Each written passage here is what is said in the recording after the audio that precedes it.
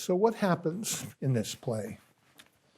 It opens with a speech by Iphigenia, in which we learn that she wasn't actually sacrificed. It was a deer.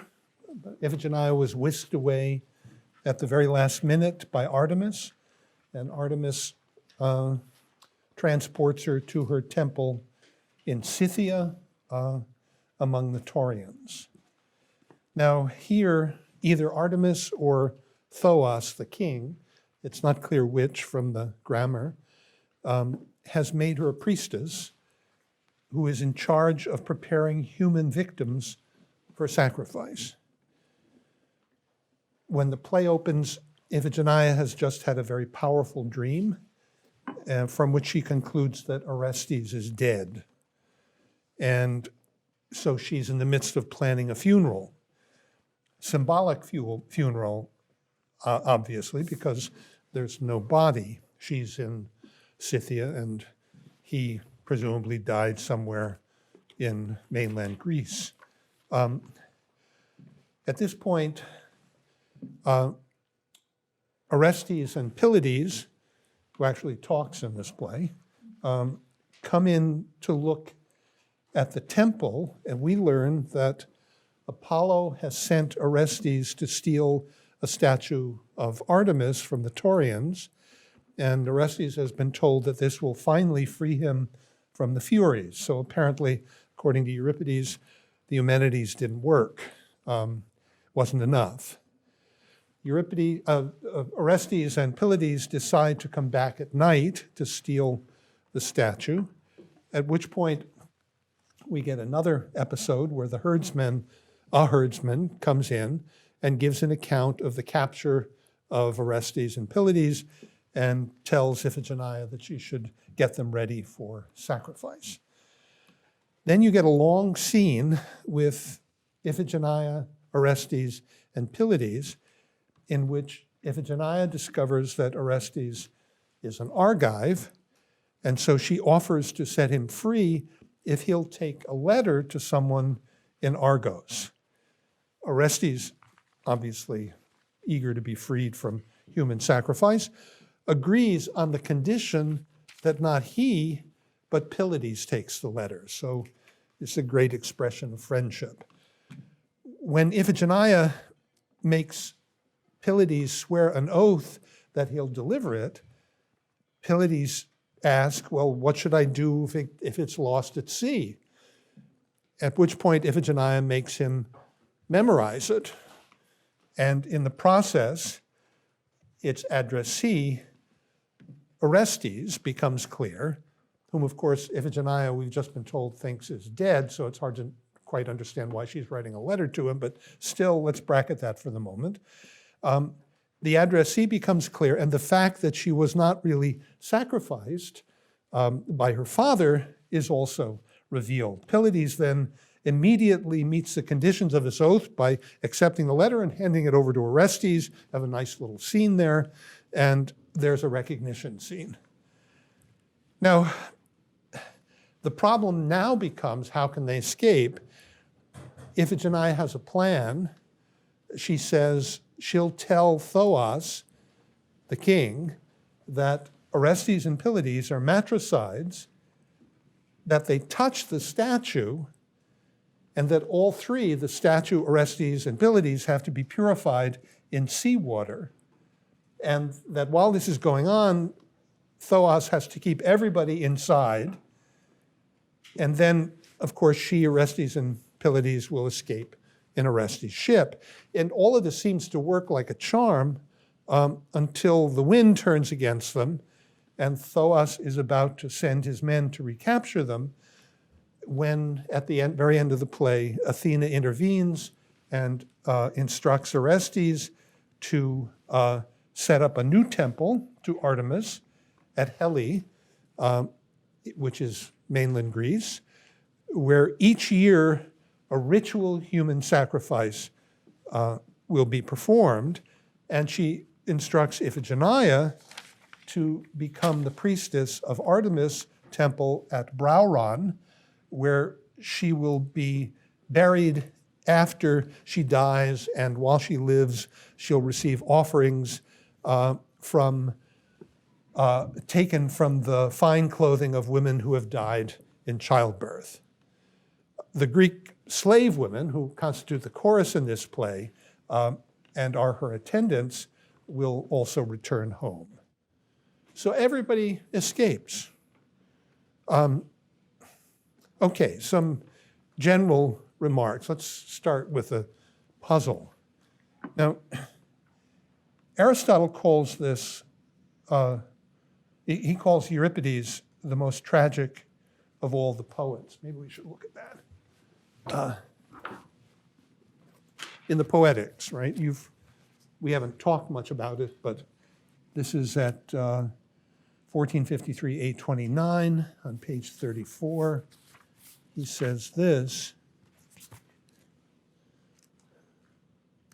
and Euripides, even if he does not manage the rest well, yet he appears still the most tragic of the poets. Now he says this, Aristotle, just after saying that in the most beautiful tragic plot, a better than average human being moves from good to ill fortune. So on page 33, we get this, 453a, about 8. He who is neither distinguished by virtue and justice nor changing to bad fortune on account of vice and wickedness is of this sort, but one who changes on account of some mistake and is one of those in great repute and of good fortune, such as Oedipus, Thyestes, and notable men of families of this sort. That's what makes the best tragic plot. So later, having concluded that in the best plots, reversals of fortune have to be recognized by those who are undergoing them, Aristotle cites the Iphigenia as exemplary. This is at 1455a16, page 42. You get this. But the best recognition of all is the one from the events themselves, when the astounding comes to be through the likely, such as in Sophocles, Oedipus, and in the Iphigenia, for it is likely to wish to send writings, reference to our recognition scene in this play. The puzzle is, of course, that the Iphigenia has an unusually happy ending. Orestes is purified, and Orestes and Iphigenia escape. So why does Aristotle single it out as the best plot of the most tragic poet? Euripides, of course, hadn't read Aristotle, who hadn't written yet, so probably can't be blamed for not following Aristotle's directions. Maybe he wasn't aware of what he was supposed to do. Still, it is puzzling that Aristotle would have been so filled with praise for a plot that reads a little bit like a fairy tale. Still, let's bracket that for the moment. What's the Iphigenia about, provisionally? I think two obvious things and one less obvious thing. On the one hand, it wants to make a distinction between Greeks and barbarians. What makes a Greek Greek and a barbarian a barbarian? And on the other hand, it wants to talk about human sacrifice and what the significance of human sacrifice is. Iphigenia is at Aulis, the one that didn't really happen, the Greeks among the Taurians. Now, the third thing, less obvious but important, is it turns out to be about friendship, especially the friendship between Orestes and Pylades.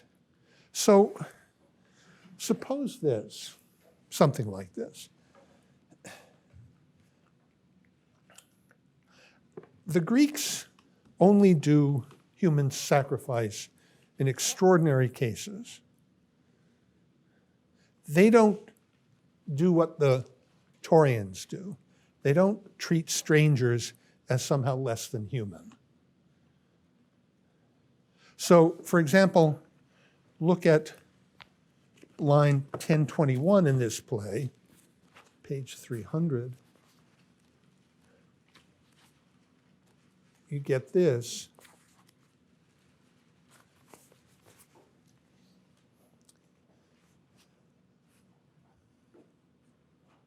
Hold it.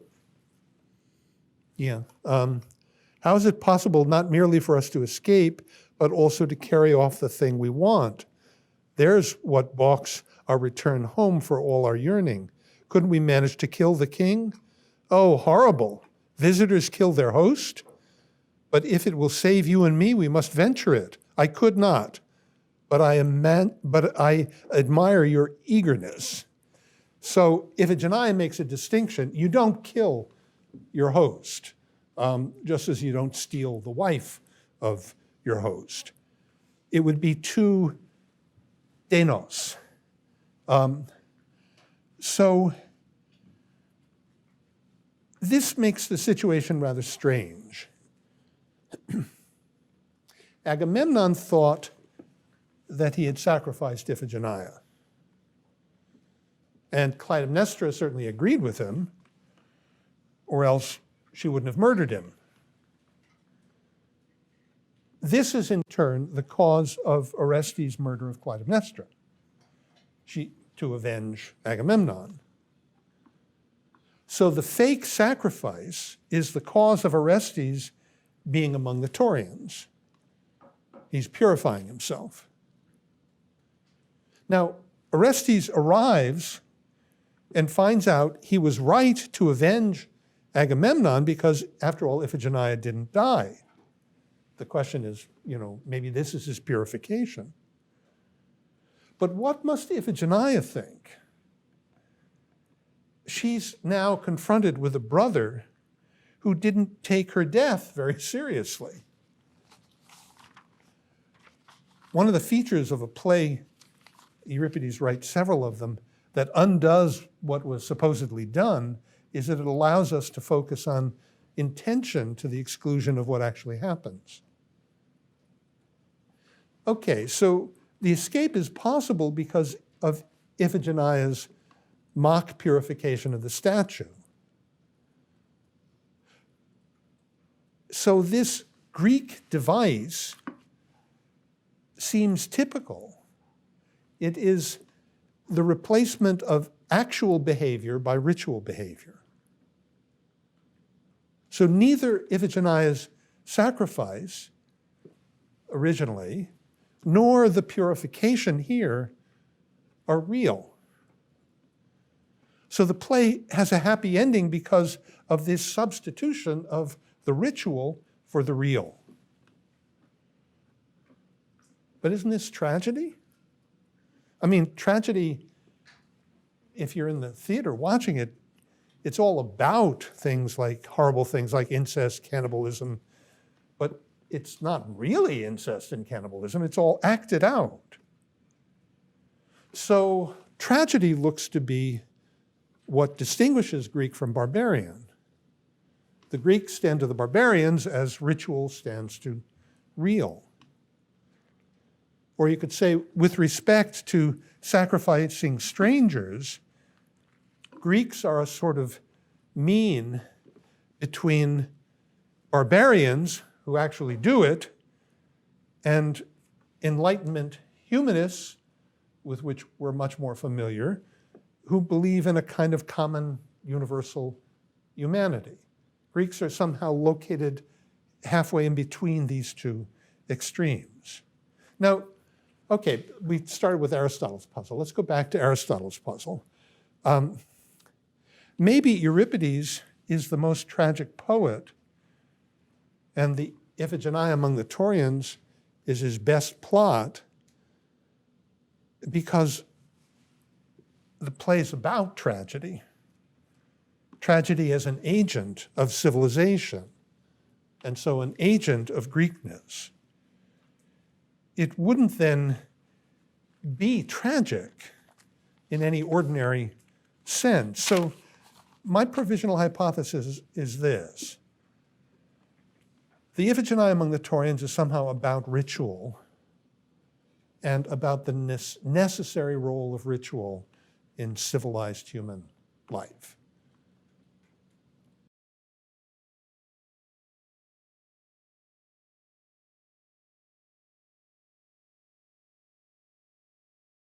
You do the same with every book you ever read, Okay. but especially Greek tragedy, Okay. until proven otherwise. Okay. It seems to me that to read a book, weirdly, involves assuming in your author almost godlike abilities. Now, you don't really believe that because you sort of know what it means to write, and you doubt that anybody is such a perfect writer as to be completely in control of absolutely every word and the orders it's just, you know there are accidents to writing on the one hand. On the other hand, as a kind of regulative principle, it really is good, it's a helpful thing to assume, because if you don't assume it, you'll too easily fall into the pattern of saying, well, yeah, that probably doesn't, I mean, that's just too far-fetched. He wouldn't have thought that, or why would he have done? So assuming that your author is God has the advantage of allowing you never to assume that what's in front of you is just accidental. And that pays enormous dividends, because you see things that you otherwise wouldn't have seen. And in the end, there's still plenty of time for you to say, well, even Homer nods, or Plato, or Euripides. So the short answer is, yeah, you take first words, first sentences really seriously. First scenes, always true in Shakespeare, true more often than not in the great philosophical works as well. So first 5 lines, Iphigenia's genealogy. This is what lines 6 through 27, Iphigenia's fake sacrifice. Lines 28 through 41, Iphigenia's duties among the Taurians. 42 to 55, her dream. 55 to 60, her interpretation of her dream. And 61 through 66, her plan on the basis of all of this. Now, it's important to notice how the notion of ritual death keeps floating around here. Not only her own, which was not real, Artemis took her away at the last minute, but it turns out that when she describes her duties here among the Taurians, it's really to prepare victims for death, not to kill them. Although we'll notice that she regularly simply collapses the two into one. So for example, if you look at line 812, page 294, you get this. And this is just one of many examples. I think it's 294. Yeah.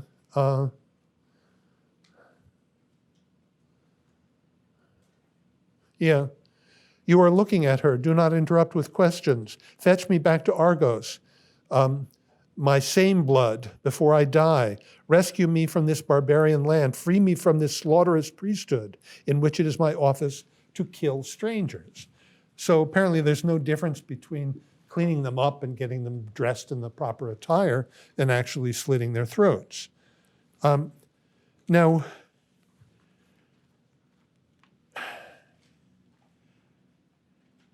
her dream, in turn, is an image of Orestes' death.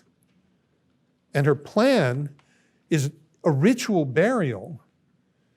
Of course, it has to be ritual because his corpse isn't present. So let's get to the beginning on page, whatever it is, 275. Pelops, the son of Tantalus, came to Pisa with the swift horses and married the daughter of Oenomaus. Of her, Atreus was born, who had children, Menelaus and Agamemnon.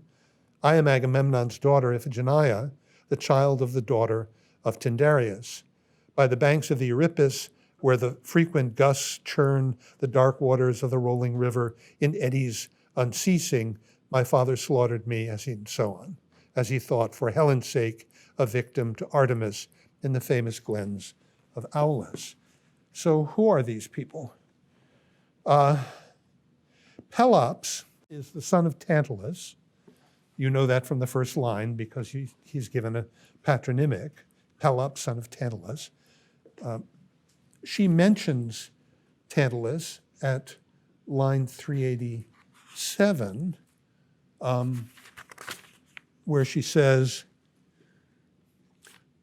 "For my part, I do not believe that Tantalus spread a banquet for the gods at which they enjoyed a child for victuals. It is the men of this land, I believe, being themselves murderers, who lay their own guilt on the gods. No god, I'm sure, can be bad." So she knows what Tantalus is accused of. Pelops is murdered by his father, who proceeds to feed him to the gods in order to test them, to see if they are really gods, and can tell that they're eating human flesh.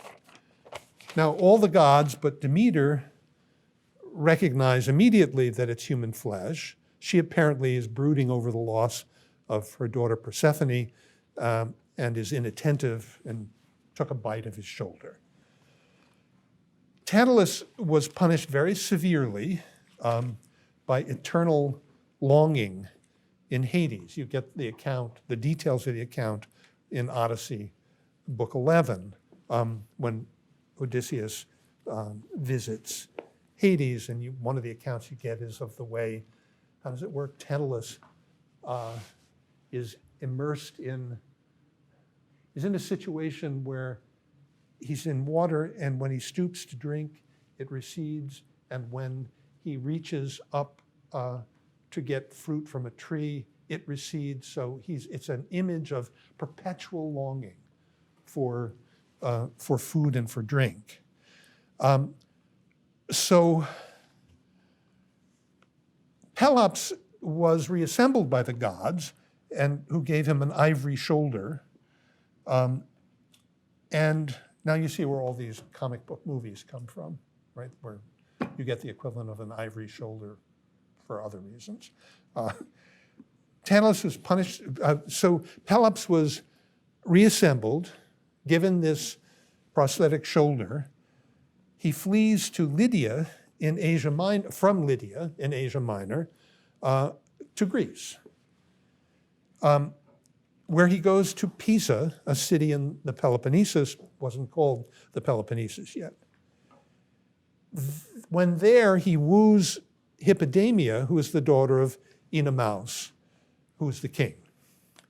Now, Oenomaus has an oracle that tells him that his son-in-law will kill him, and so he makes all of Hippodamia's suitors run a chariot race with him. If they lose, they die, and if they win, they get Hippodamia. But his horses are so excellent that they all lose, and therefore he doesn't get a son-in-law. Pelops very cleverly bribes the charioteer, and the consequence is that Oenomaus dies. Pelops marries Hippodamia and founds the Peloponnesus, the island of Pelops. Or you could say Greece is founded by reassembling something that was taken apart in Asia.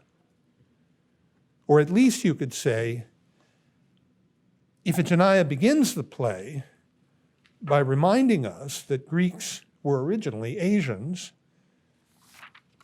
if Asians reassembled as a result of a divine rejection of human sacrifice, which is interesting, right? There's a play about human sacrifice. Also, there's this darker implication. The minute you mention human sacrifice, we learn, if you looked it up in Hesiod, it's present elsewhere, but Hesiod is probably the earliest instance of it. In the Theogony, line 507 following, there's a description of Greek sacrifice, and what it consists in is the sacrifice of an animal by fire, and after the animal is burned, you give the fat to the gods and you eat the meat. So it's a big public ceremony where you get to eat meat when you get to eat meat because you've sacrificed to the gods, and the bones and the fat are put together, and that part goes to the gods. There's something marvelously utilitarian and almost a little sacrilegious about that, but that's the way they did it. Which looks fine as long as you're talking about killing lambs and deer, but when you talk about human beings, you realize that human sacrifice conceals something equally horrible, which is cannibalism, underneath it.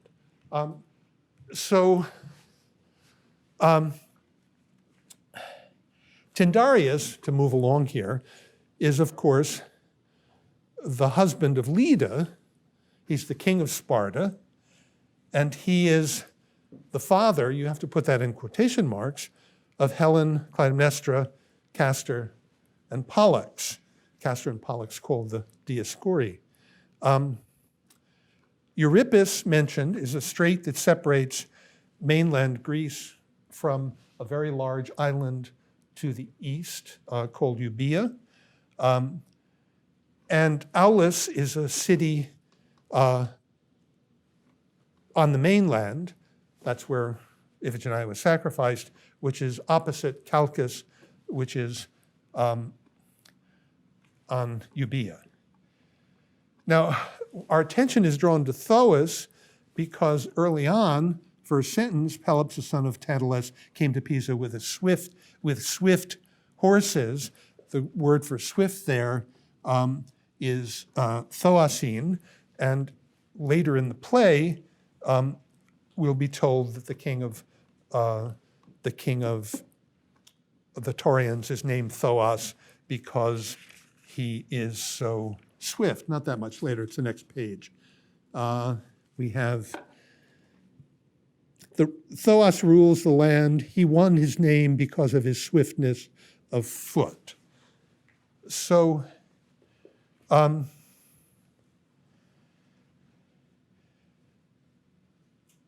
crucial issue, though, seems to be the first word, Pelops.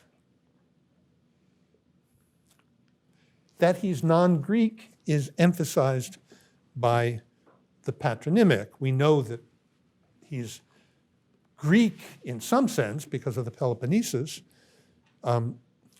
which is the part of Greece large. It's not really an island. It's connected to Attica, where Athens is, by an isthmus called Isthmus. It's where we get the word from. So it's not really an island, but it's almost an island.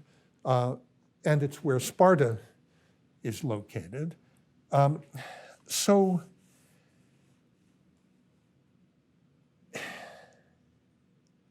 in a way, you see, what it's suggesting is that Agamemnon, Menelaus, all the rest who names we're more familiar with, they're all from Asia, from Lydia. The genealogy, it's worth sketching out just so that you see what a strange family this is. You know what a strange family it is, but look at it. So you have Tantalus, whose son is Pelops. They have a very strange relation, obviously. And then you have over here Oenomaus, who is the father of Iphigenia. And the relation between these two is odd because he ends up killing him. And therefore, the relation between Pelops and Iphigenia is a little odd because, you're marrying the person who killed your father, even if you might secretly hope your father wouldn't be around to keep you from marrying any longer. The result of this match is Atreus.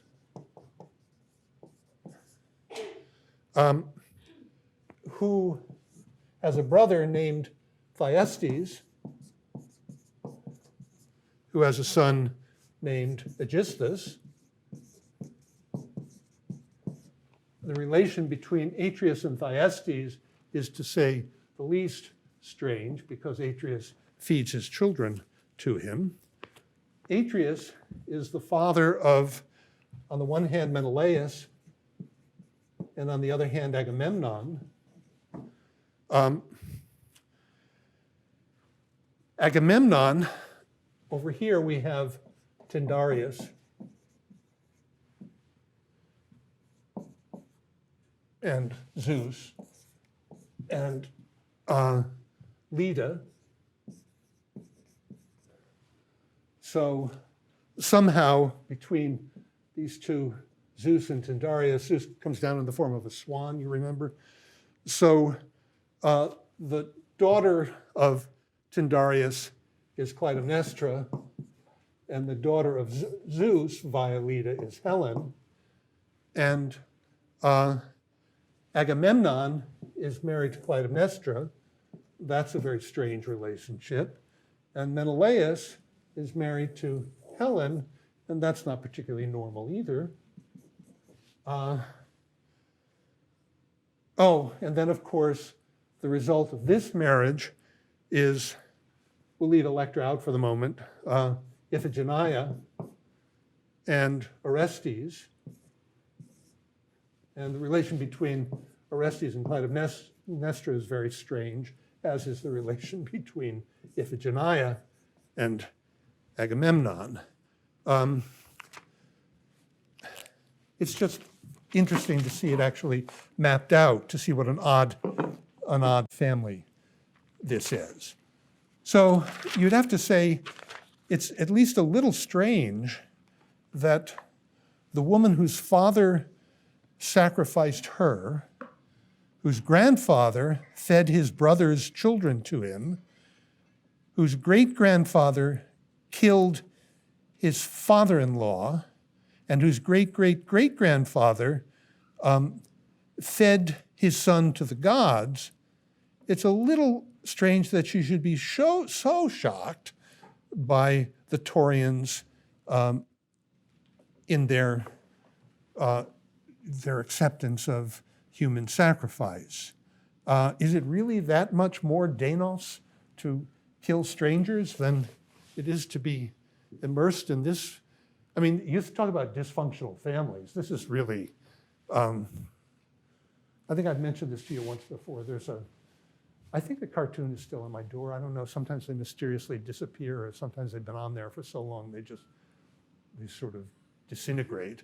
But there was one for a long time with one Greek asking the other, did you hear about Clytemnestra and Agamemnon? They've decided to seek marital counseling. And it's just a beautiful description of the difference between the world of Greek tragedy and our world, where in the world of Greek tragedy, certain things are undoable. You know, the die has been cast. You can't do anything. And in our world, you can always go seek counseling and talk it through and work out the fact that I killed your daughter and so on and so forth. Anyway, I don't need to say what it is. So the point, I suppose, is simple. In one way or another, they're all tainted. The second thing that's interesting is that Iphigenia's account of herself is exclusively through the fathers. She mentions Tantalus, Pelops, the daughter of Oenomaus, but she doesn't name her, Menelaus and Agamemnon, and the daughter of Tyndareus. So there's something odd about going to war for a woman, Helen, in a society in which they can't even be named. Okay, let's keep going.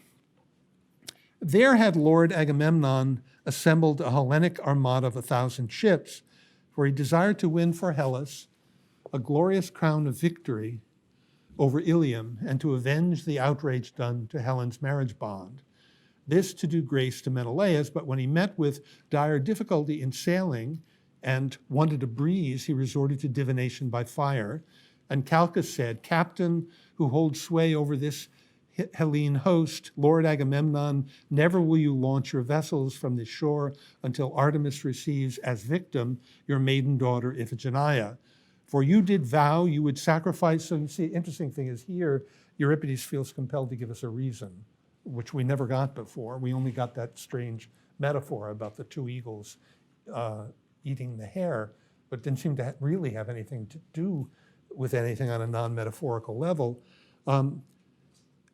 Sacrifice to the, did vow you would sacrifice to the goddess of light the fairest thing that a year would bring forth. Your wife Clytemnestra has borne you a child in your house. This sorry prize of beauty he conferred on me, and her you must offer as sacrifice. By Odysseus' contrivances they took me from my mother as if to wed me to Achilles. I came to Aulis, poor girl. I was seized and raised aloft over a pyre. They sought to kill me with the sword, but Artemis stole me away and gave the Achaeans a deer in my place, and conducted me through the bright ether to this land of the Taurians, where she gave me a home. Now,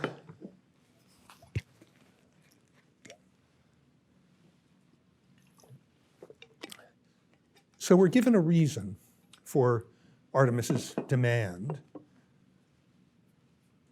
Agamemnon had promised to give the most beautiful thing a year would bear. But when? I mean, Iphigenia hasn't just been born, so it's an old unpaid debt. But why would Agamemnon have said it? Or was Iphigenia really only a baby, and it's just a ritual marriage to Achilles? In any case, getting her to Aulis is done by way of another ruse. Now, that she is replaced by a deer reminds us of the other story, that Agamemnon had offended Artemis by killing one of her stags. Let's look at the next part. Here among his barbarians, the barbarian Thoas rules the land. He won his name because of his swiftness of foot. He runs with the swiftness of wings. She made me, it shouldn't be she, it's not clear whether it's she or he.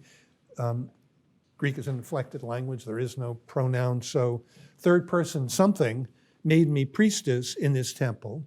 From that time, I've conducted the sacrifices according to the rites of the festival in which the goddess Artemis takes pleasure. Its name alone is festive, for the rest I am silent, for I fear the goddess. It is a usage in this city of old. Whenever any Hellene comes to this land, I perform the consecration only. The slaughter is the charge of others, unspeakable things done in the darkness of the goddess's shrine. So, Thoas is a barbarian. Thoas is named for what is still true of him, how swift he is. So if that is a description meant to be exemplary of the way things are named among the Taurians, this would be a world in which all carpenters are named Carpenter. There wouldn't be a distance between the name and the thing. I mentioned it's not clear who made her the priestess. He or she could have established me as princess. So there are two levels. In one sense, Thoas obviously makes her priestess and keeps her there. But the question really is how we are to understand his action. And you put it in a different, the same question in a different context and say, did Agamemnon kill Iphigenia or did Artemis kill Iphigenia? Does Iphigenia kill the Greeks who were brought to the land of the Taurians, or is it done by those she calls those within here? the problem of symbolic sacrifice, of ritual sacrifice, is somehow hinted at here. Now, this is connected to Iphigenia's ambivalence about Artemis. We saw, I have conducted the sacrifices according to the rites of the festival in which the goddess Artemis takes pleasure. Its name alone is festive. For the rest I am silent, for I fear the goddess. So it's wrong to call it a festival. Or you could say Iphigenia clearly disapproves of Artemis, who saved her, even though Artemis is punishing the Greeks who killed her.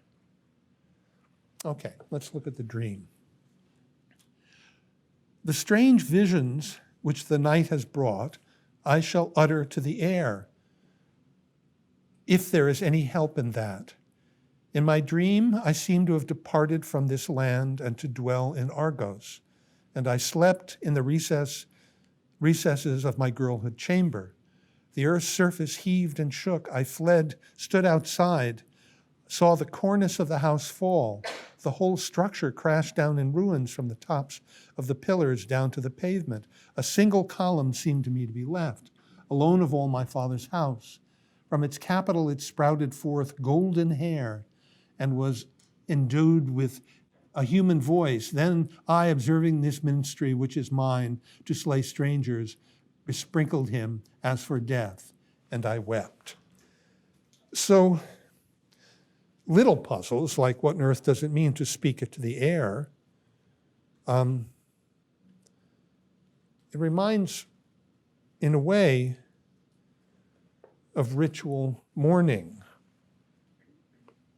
Somehow the suffering is changed by putting it into speech.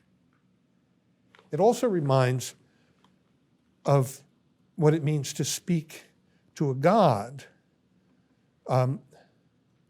or the reason for a god, sort of to address something to a being absolutely, but also to a being who's absent. That's her dream. Isn't there something a little strange about her interpretation? Now, granted that the fall of the house could be pretty easily interpreted to mean the fall of the family, even granted that the pillar stands for Orestes, although it's very hard to know how Iphigenia would know there weren't more children. She doesn't know anything. She doesn't know anything about the return of Agamemnon. She doesn't know that he's dead. Still, why does she interpret the anointing as the sign that Orestes is dead? Now, it could mean, if you were interpreting it somewhat differently, that she is understanding herself to be the person who killed the whole family. That as a result of Agamemnon killing her, Clytemnestra kills him, and as a result of Clytemnestra killing him, Orestes kills Clytemnestra.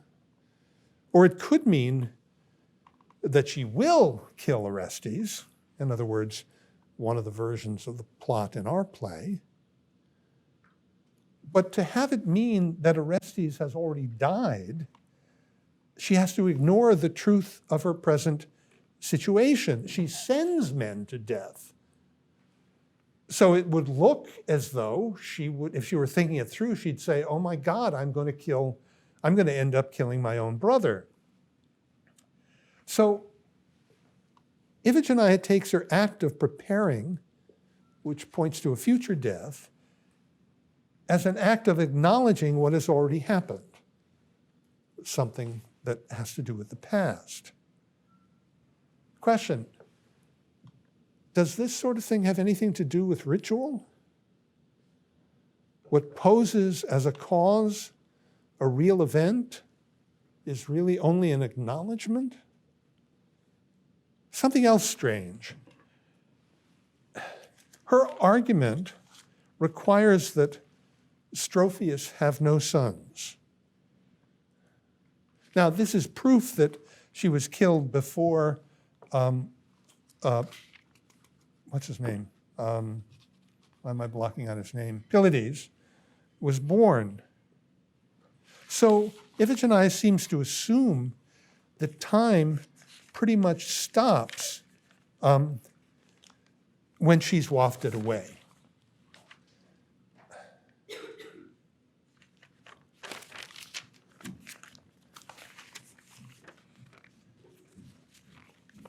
This is still a world. I'm sorry, I've lost my place. I'll get it in a second. Okay.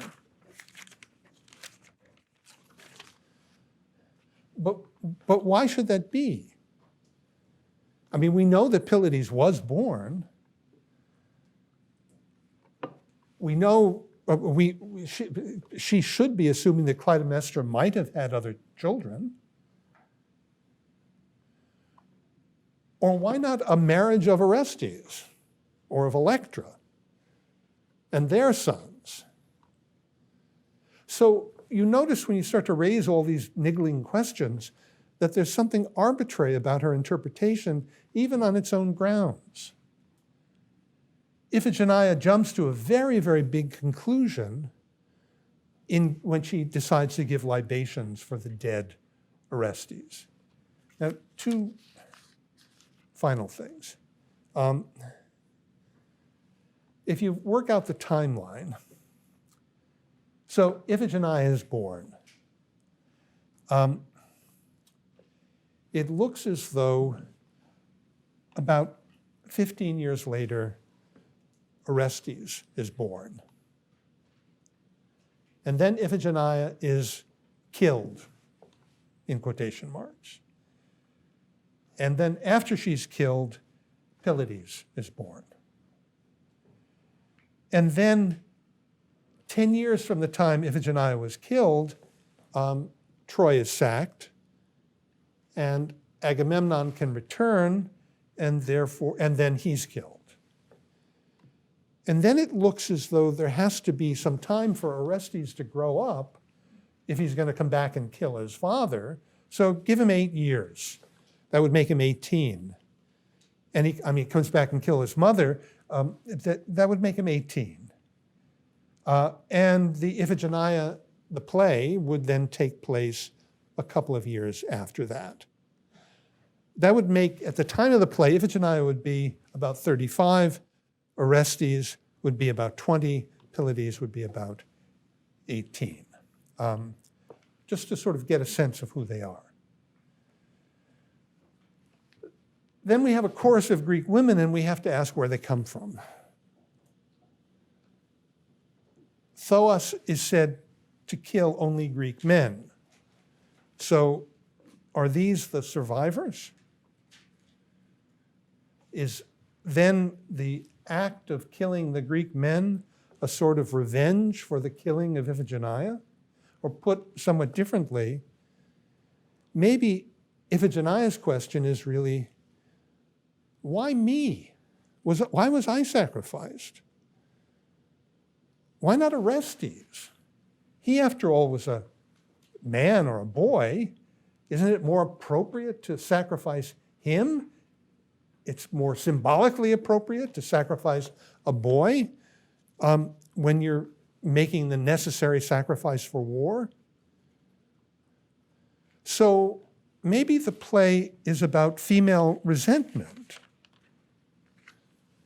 That this descent at the beginning, that we're given at the beginning through the male of the first line, nevertheless leads to the sacrifice of a girl.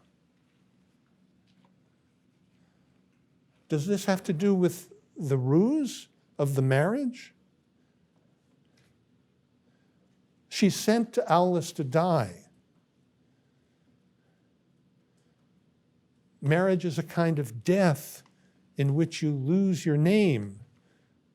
Characteristically, Greeks have in their homes the gods. I mean, the Greek worship had two sides to it. You worship the gods of the city in the temples of the city, but you also worship your ancestors at the gods of the hearth in your own home. When you married, and you went to the male's house, you had to worship his ancestors. You didn't worship, you didn't have your own ancestors. There's a play, Euripides' play Alcestis. Euripides is very sensitive to this issue. His Alcestis begins with Heracles knocking on the door of Alcestis. Alcestis is the man who was told by Apollo, knocking on the door of Admetus. Admetus is the man who was told by Apollo that if he could get someone to die for him, he wouldn't have to die. So he tries his mother and his father, and they say, "Are you kidding?" He says, "But you're old, you're going to die anyway." And he said, "We're not going to do that." And finally, his wife, Alcestis, dies for him. And when Heracles knocks on the door to visit, Admetus answers the door, and Heracles says, "Oh, I didn't realize there's a funeral going on here. Did someone in your house die?" And Admetus has the gall to say, "No, it was just a stranger woman," which is the perennial position of the wife in the home in which her ancestors aren't worshipped. So this issue comes up repeatedly in Euripides, and it's interesting that Iphigenia begins this play with an account of who she is based solely on the male ancestry. And when women are mentioned, they're mentioned as, the daughter of Oenomaus. So, and also interesting that when she sees the house of Atreus falling, she assumes it's the death of Orestes. We, of course, know other plays in which there's another daughter, so apparently only male children can hold the house up. I'm not going to do much more today. I just want you to be puzzled by this strange beginning to this strange play. We'll begin to sort of sort stuff out as we go along, but it's odd, and Euripides is obviously thinking about, the fundamental fact of the play is that Iphigenia didn't actually die on the altar at Aulis, that it was an animal that died, and that she was secretly wafted away to the land of the Taurians. So the question then becomes, since she didn't die, what is the significance? How are we to understand the ritual death that she underwent? Or what's the meaning of the willingness to sacrifice Iphigenia? And what we've seen at the beginning of the play, just to repeat what I already said, is lots of ways in which Euripides, Iphigenia, without realizing it, is making gestures in the direction of all sorts of events that look as though they're all in different ways pointing us to this issue of the status of ritual. One I mentioned several times, the strange thing that she understands her activity to actually be the sacrifice of the people who are brought to her rather than their preparation for sacrifice. So what's the status of the thought over and against the actual deed? And it does look as though, and this is all speculation, we haven't gotten enough evidence to sort of bear it out yet, but it looks as though it has something to do with Euripides' understanding of the distinction between Greek and barbarian. That among the barbarians, if you run fast, you're called swifty. If you're a carpenter, you're called carpenter. It looks as though what's characteristic of the Greeks is that that there's some distance between the name and the thing, between what something's called and what it is. You could say, and therefore there's a possibility for a kind of ambiguity. Or you could say, there's a possibility for poetry. So Euripides, of course, a poet, and that hasn't disappeared. It's surprising how much poetry is about poetry. You get caught up in doing this, and you end up thinking to yourself, what is this thing that I've been doing? What does that mean, what I've been doing? So poetry is about two big things, with the love on the one hand and poetry on the other hand. And then there are other things that it's about, but it turns out that if you took love and poetry out as subjects of poetry, you'd cut the number of poems in the world probably down to about 1/3 of what they are now. So it looks as though Euripides, in his way, I mean, he'll be talking about tragedy in particular, but there's a way in which he wants to say this impulse toward poetry, this thing that we do when we make poetry, that's very important. In its own way, that's what characterizes us as civilized beings. So that's really very, very important. Now, it obviously doesn't stop with the actual making of verse, since it is true that he's initially, at least, not talking about poetry, he's talking about ritual activity. And we will come back to this again, as we did before, this phrase, which in a different form actually occurs in this play, hosio Seneca. The word means for the sake of the holy, but actually idiomatically just means for form's sake. That's somehow the key to the poetic.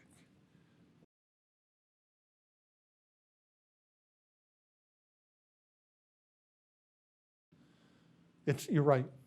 It's much, you'll have, the choruses are less significant. They're less what feels intrusive. It doesn't, in Aeschylus, there's this tendency to have these complicated images sort of smushed together, and you have to figure out what on earth he's talking about.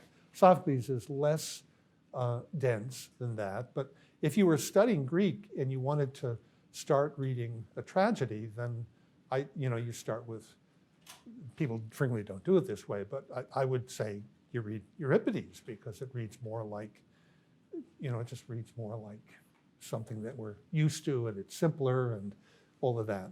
So I think your instincts are absolutely right. I think that he pays a price for some of that. Nietzsche is extremely critical of him. He says he brought the spectator on the stage, and he means a lot by that. But he initially means that the people in Euripides' tragedies talk like ordinary people. They seem to have the views of ordinary people. No august kings, although they're gods who come in on machines, they don't talk the way the Furies talk, or the way. So yeah, your instincts are right, that it's much more modern in its way.